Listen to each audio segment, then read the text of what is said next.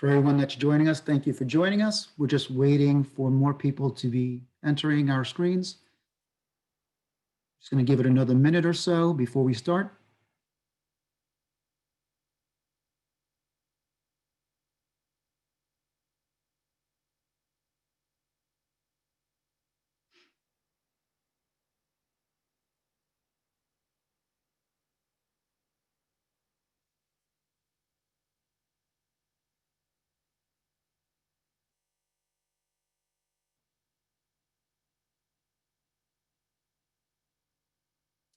Okay.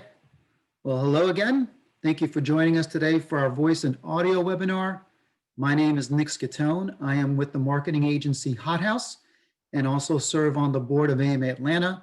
I also oversee the Innovative Marketing Series, where we explore topics that focus on trending and new marketing strategies. For AMA members, welcome. For those that are new to AMA, the AMA is actually a national organization providing resources, learning, networking, and mentoring experiences. We have 26 chapters throughout the US. We'd love for you to join us, as well as for you to follow us on LinkedIn to hear about upcoming events and other announcements. We want to thank all of our sponsors that help to create a vibrant marketing community in Atlanta. I also want to thank all of the board members and committee members who take the time to help us create topics, find ideal speakers, and to helping us promote these important events. And if you'd like to network, we're actually hosting an event tomorrow night where you can join us for the holiday cocktails in the green room. You will be joining AMA Atlanta, as well as sister chapters, New York, LA, Puget Sound, and Seattle.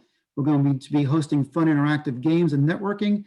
It's just a great opportunity for professionals just to get together. And we're ready to get started on our webinar today. Can you hear me? Today's event is being moderated by Joe Belliati.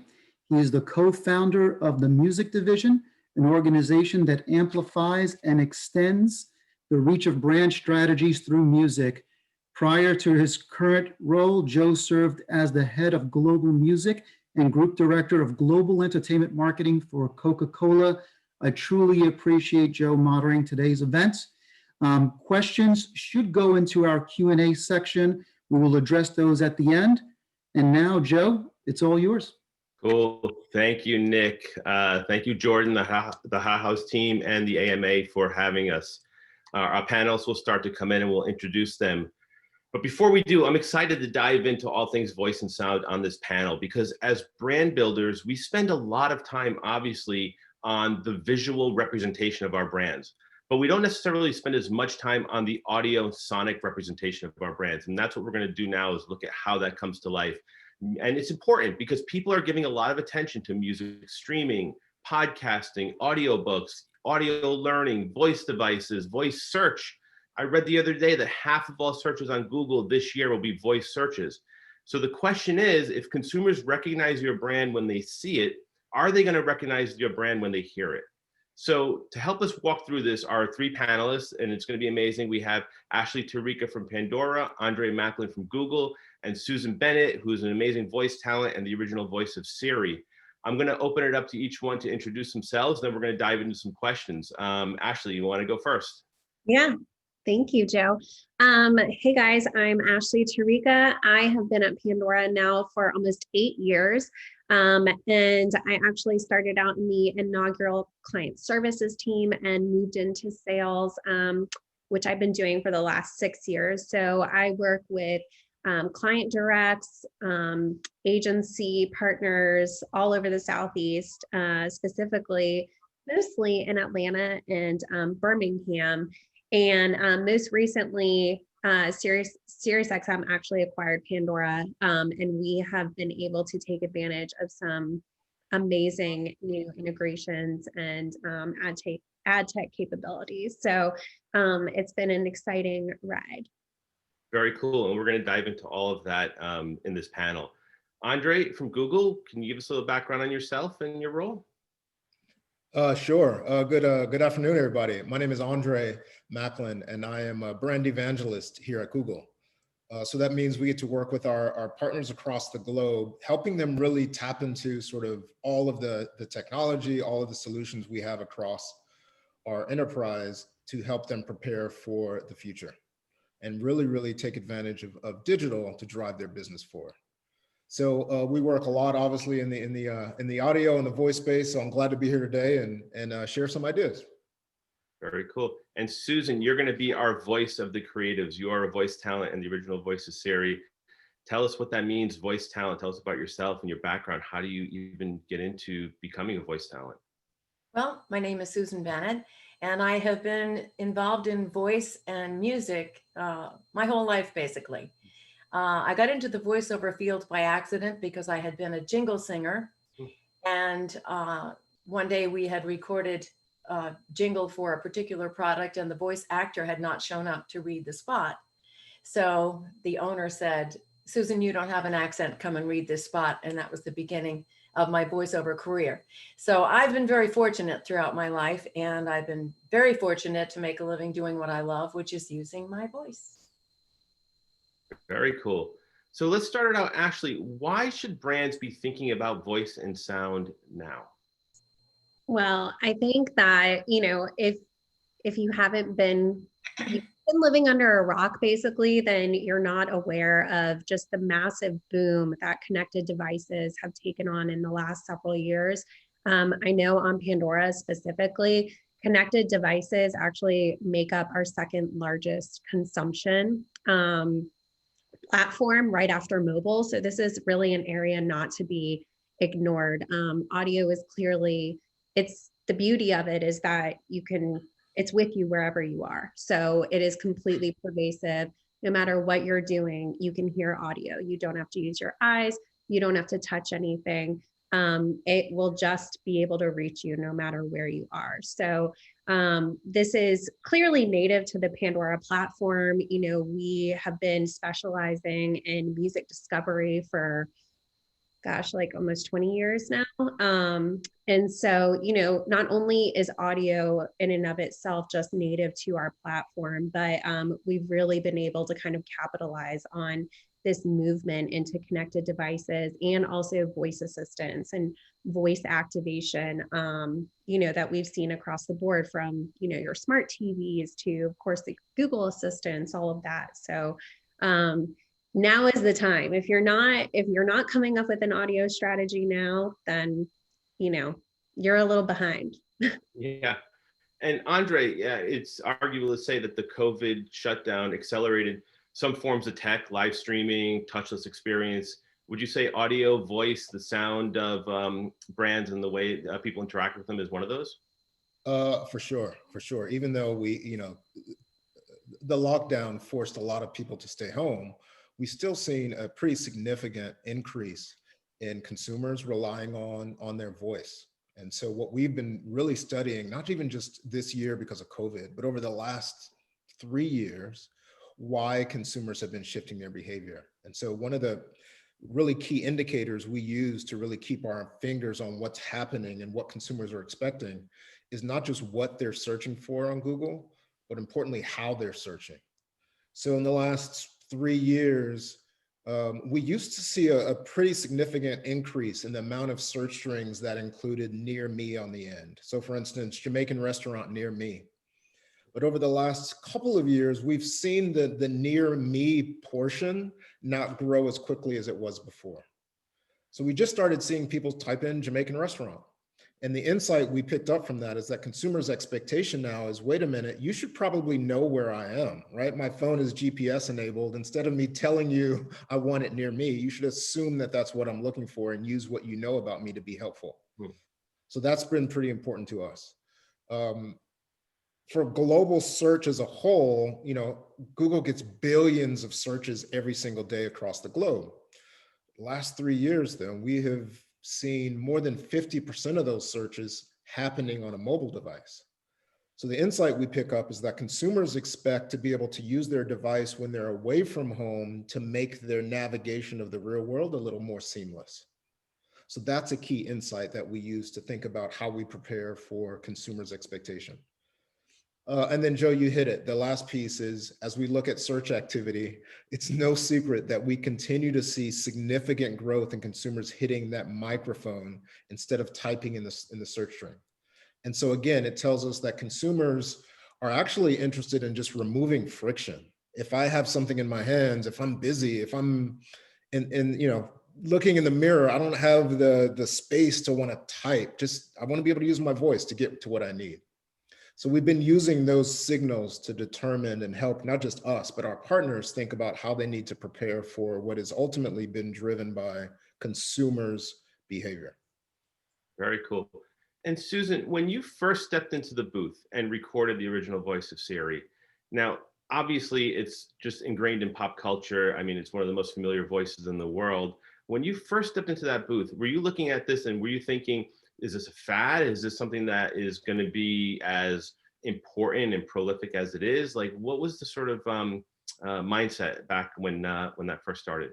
Well, first of all, the fact that Siri was the first of all of these virtual assistants, and the recordings were done years before the assistants appeared. When I was doing the recordings, I had no idea, and I've spoken to other original voices too, and they had the same experience. We thought we were just recording generic sort of phone messaging. Now, the scripts were very different because the scripts were written just for sound, because ultimately what they were going to do is have the concatenation process, which is to go into the recordings, extract sounds, reform them into new phrases and sentences, which become Siri's answers. So it was all sort of it was a groundbreaking situation that we weren't really aware of. We weren't aware that we were Siri or Alexa or anyone. Well, Alexa came later. It was a surprise. Yeah. So this was all the very first thing. So we did not think about ourselves as being a virtual assistant. We were just providing what I guess would be called an authoritative yet pleasant voice, very articulate, something that could be used ultimately on a device the way it's being used now. And I would imagine the people that develop the products, you always hope it would be, as big as it can be and as recognized and useful as it can be. But no one had any idea that, voice would come to be what it is today. Right. So let's talk about how, as brand builders, as marketers, how do we action this? How do we get started in these opportunities? And Ashley, when we spoke on the pre-call, you talked to me about the in-house creative agency at Pandora, and I kind of asked you to stop because it's like, this is great for the webinar. So tell us about the in-house creative agency and how do you support brands? What do you do, and how do brands take advantage of this? Yeah, so, I think that because having a sonic strategy is kind of a newer phenomenon. So, brands have always had this visual identity, but they don't have a sonic identity. So, the folks at Pandora have been long helping brands create their sonic identity and help them better personalize their ads, within the Pandora space. So what happened was over time, we just saw this like booming appetite for, more of a formalized strategy. So we kind of formalized our team to become what's known now as Studio Resonate. So Studio Resonate is our in-house, it's the industry's first audio first creative consultancy. So, truly they've been able to exercise all of their expertise over the last several years and actually help brands all the way from, copywriting down to, does a music bed work in this spot or does it not? How long your audio should be dependent on what your message is. And, we help brands obviously within the Pandora space, but we also help them craft their sonic identity outside of Pandora. We've helped brands come up with their own mnemonics. We know some of the most popular in the world, of course, are, that's really where audio, and that kind of sonic brand really began. So this is everything from, I just need a quick glance at maybe some copywriting all the way up to a very formalized kind of strategic approach to audio. Very cool. And I want to underscore that point. So it's not only for brands that are looking to connect through Pandora. This is for brands that are looking to connect through the entirety of audio and sonic space, they can come to you for strategy, implementation, activation across any type of sound and voice device or experience. Yeah, so, but naturally, we would like those people to be spending on Pandora. They have to meet certain, budget thresholds in order to unlock like more of your off-platform kind of approach. So say like, I want to actually take this audio spot that, yes, you guys help me with on Pandora, but now I want to take it off of the platform. So naturally that comes with, a little bit more of a price tag and, just more of that partnership level before we can get to that point. But, I think being able to start small is key because, like I said before, a lot of brands don't know this space and, all they do know is what they've heard on the radio. And a lot of times that's TV commercials that have just been cut into audio spots that are jumbled among 5 other spots that people turn off. And so, there's the audio piece of it, of course, but there's also a voice element to this too. So Pandora actually recently, like in the last couple of weeks, just came out of beta for our first ever voice ads spot. So our listeners can actually interact with the ad and they're prompted to engage with the ad through their voice. So this is a whole new world that brands are completely clueless about, to be honest. So that's something that our Studio Resonate team our Studio Resonate team is completely invested in there along the way. Very cool. And you have an example you can show us? I do actually. Let me pull that up really quick.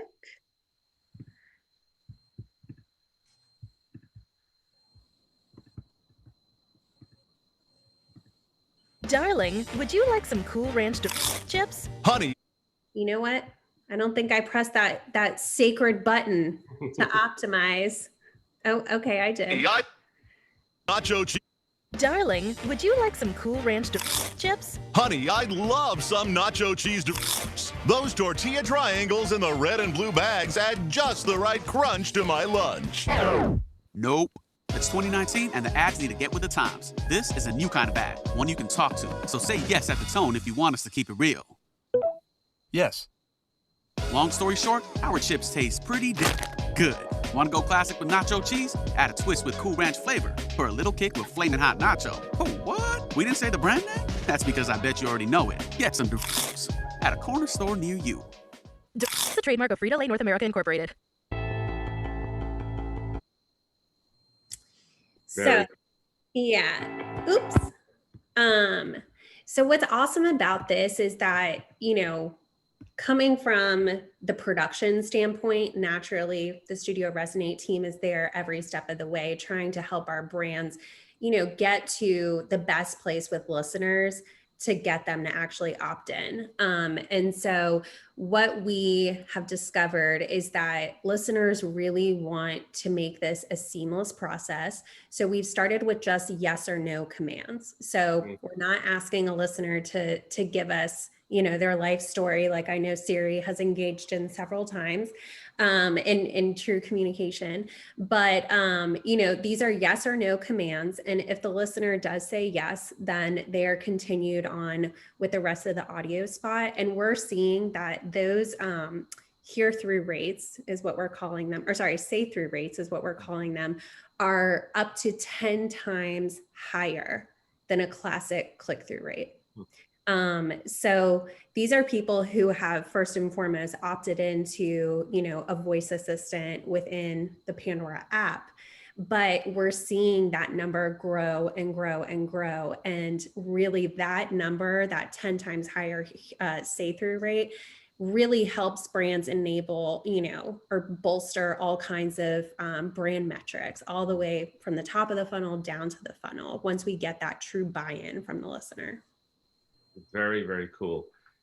Andre, so as a marketer, if I want to explore this space, I might think to myself to enter a search term into Google, how to develop a sound strategy. but I might not necessarily think to pick up the phone and call somebody at Google. So tell us about your role, your team, and how you support brands. Yeah, great question. So firstly, I'm part of an internal group at Google known as our think tank for brands.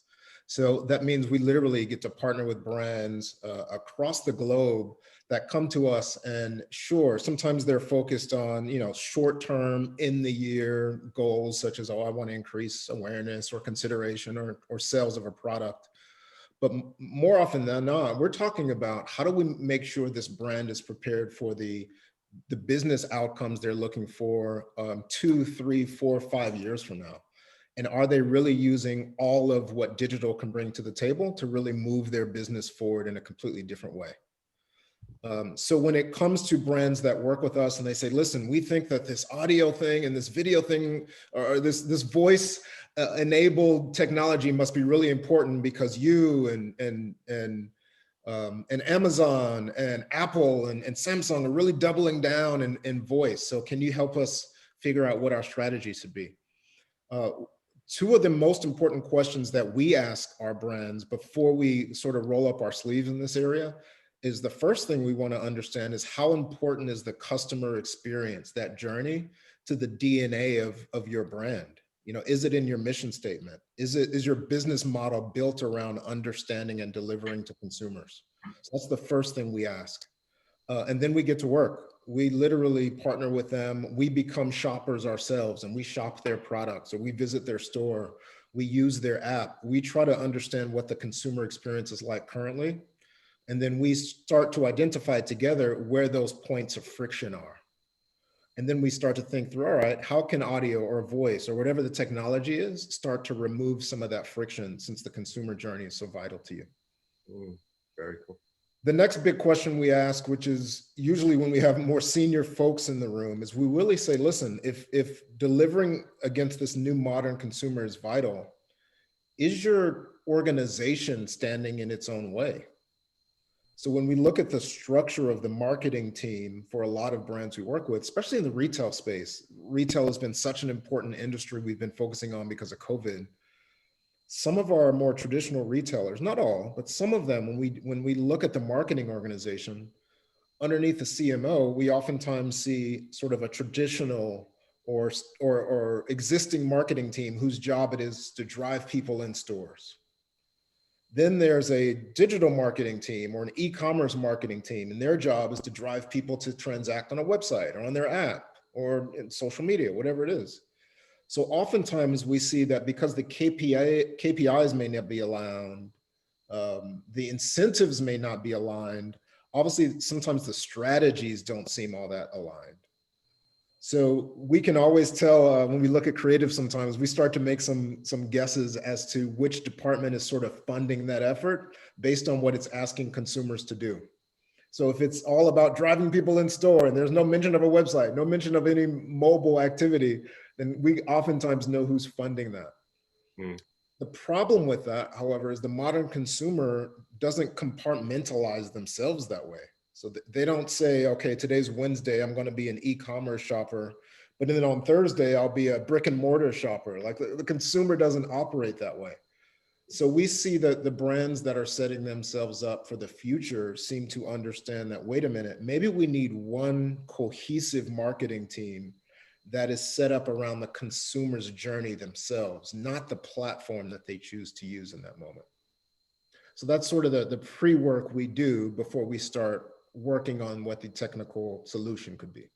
Yeah, and to your point about the organization, I think we'll start to see, my prediction is, 2, 3, 5 years down the road, more companies adopting sound centers of excellence, whether it's an individual or a team, they're responsible for bringing together all the expertise from the outside and bringing it into the organization and then actioning it, building the processes and the governance to make it work. So I think that the organization is absolutely a big barrier. And that's why I think it's important that marketers understand the space and try to, think about it, in the current roles they're in. Susan, I want to flip to the creative side of it, because obviously the voice can create a deep just resonance with the brand. And how does that come about? Tell us a little bit about the process around creating the literal voice of a brand. Yes, I think the voice is very, very significant, especially as we keep moving closer to complete AI. And especially as Andre was talking about older people adapting to the technology, the human voice is still the basic thing that connects all of us. And I think that people can relate to.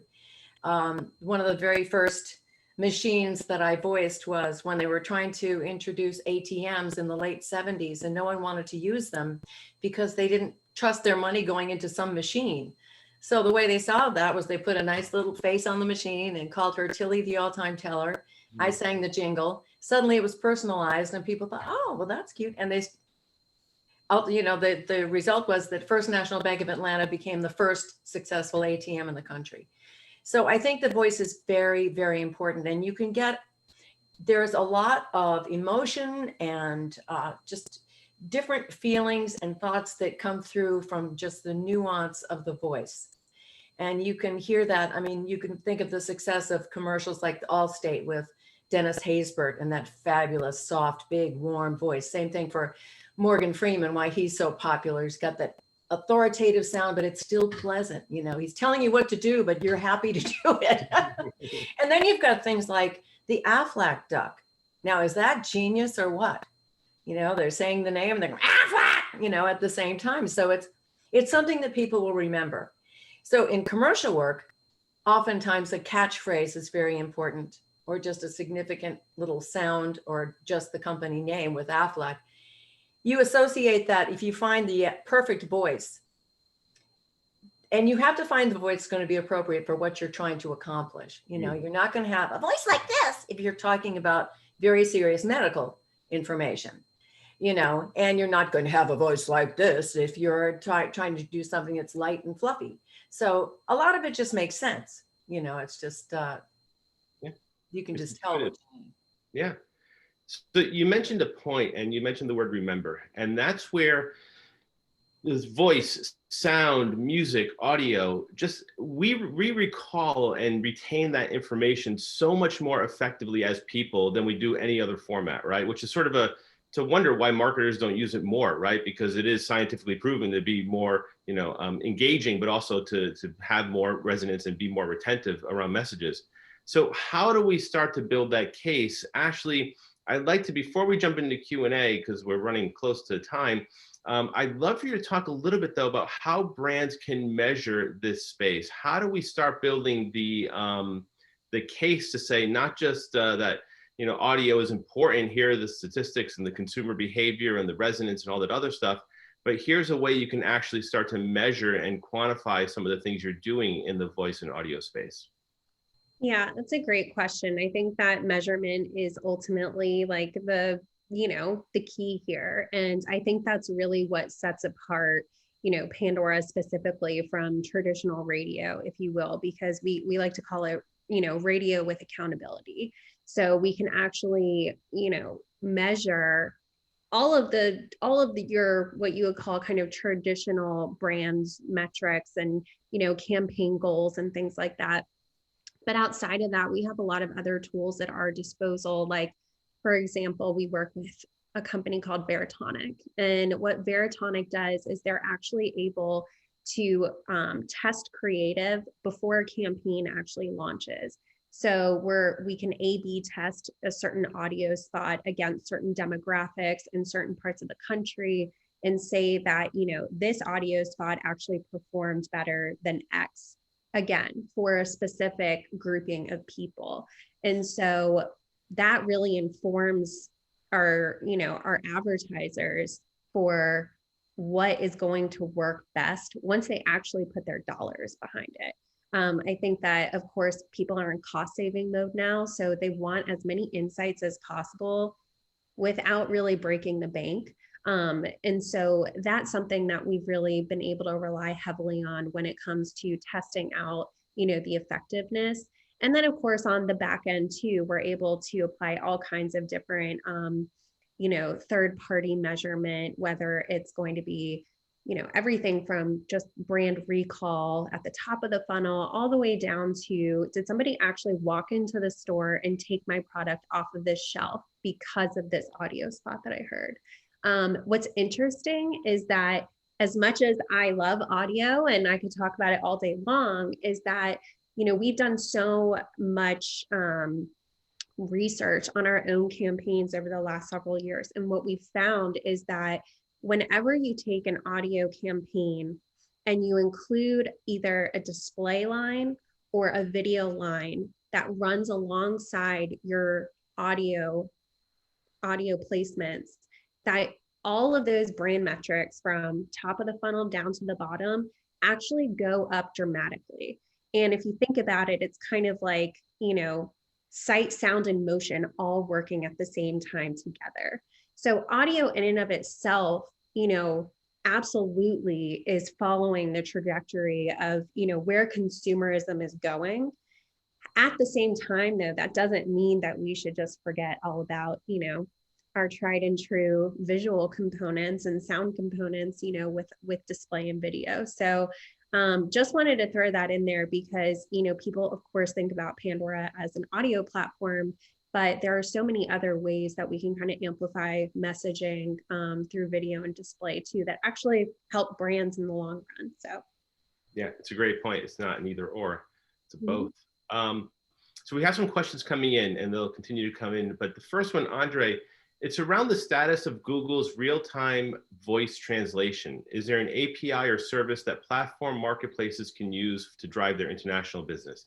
I think that's a really interesting question to unpack, but I'd love for you to answer that because it does really, the idea of voice and global and translation and connection between cultures and languages. Yeah, for sure. That's sort of an early area where we put some focus in understanding how vital it is for voice activated translation to be part of any translation product that we brought to market. So yeah, if you download Google Translate now, voice enabled technology has been part of that app for years, and helping people literally understanding what consumers want, knowing they're in a situation where they're in a foreign country, let's say, don't speak the language. I know I used this in my last trip to Brazil. And literally can have a conversation in a store with someone just by using the microphone button within Google Translate. Yeah, that's absolutely critical because we knew that in a scenario like that, it's too much friction to have to type the sentence you want translated. So obviously building voice enabled technology into that app was crucial. So yeah, you can check that out now if you go to the app. Very cool. Ashley, on the internal agency at Pandora, do you work with brands direct, agencies, all of the above? I mean, all of the above, but really the heart of, who we want to be speaking to is the brands directly. They're the ones that are ultimately the decision makers and ultimately know their brands better than anybody. So we really try to work closely with brands directly in order to, unlock their potential. Very cool. There's a few more questions. So one is around any other examples of outstanding voice, things that are, I guess, working really well in voice. So hold on. Oh, was that for me? For anyone. Okay. Yeah, I think that for voice, it's interesting because again, like this is such a new concept. I think we see that it's obviously enabled as an assistant to help us do things. What's interesting is that the #1 most requested voice search, if you will, is still music. And so, especially this year as people are at home and they're able to access their entertainment so much more seamlessly and all throughout the day and night, music is still going to be that thing that is the nearest and dearest and kind of unlocks a different place in people's minds. And so I think that going back a little bit further to personalization, Pandora is always talking about like what's good for the listener is good for the advertiser. And at the end of the day, we see that personalizing your audio, personalizing any kind of creative is going to be key in terms of getting the listener to really resonate with what you're saying and ultimately take action. So, what's interesting though is that you don't have to give the listener every piece of information. You can kind of let them actually make up their minds, and what we call is theater of the mind. So for example, if I, have an audio spot that has waves crashing at the beginning of the spot, you might be thinking of a beach in, New York and Long Island, but I might be thinking of 30A because that's where my family ventures quite often. And so that really takes us to a different place, just depending on the specific sound that we're using, but enables us to really get personal. So I would say that is probably the biggest takeaway when we're looking at best practices, is how do we personalize? Because at this point, people expect it. Just like Andre said, people expect you to know them and they want you to act accordingly. Yeah, and then for us here, we love working with brands that are super tuned into trying to deliver against what their audience is looking for and how do they stay a step ahead. So Susan, you mentioned this industry already. One of the brands that we admire that's doing some great work and just being open-minded and tapping into their DNA is actually Geico. Everyone knows that brand. They've been around forever. They have 28 million vehicles that they cover. But when you think about that brand, you think about their creative work, obviously you understand the power of the gecko and you know his voice, you know his accent, and it triggers an emotional response when you hear it. So the brand is already forward thinking when it comes to making sure their experience is really assistive and how can they offer their policyholders the most seamless experience.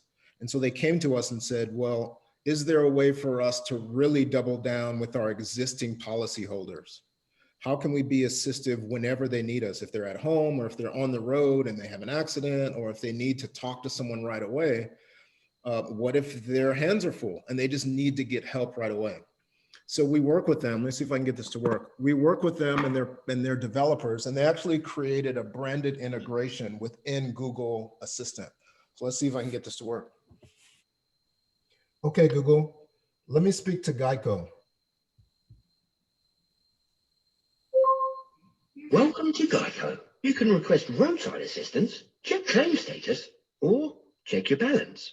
To hear additional features, say more. What would you like to do? More. Sure. You can also search for gas prices near you, or find a local agent.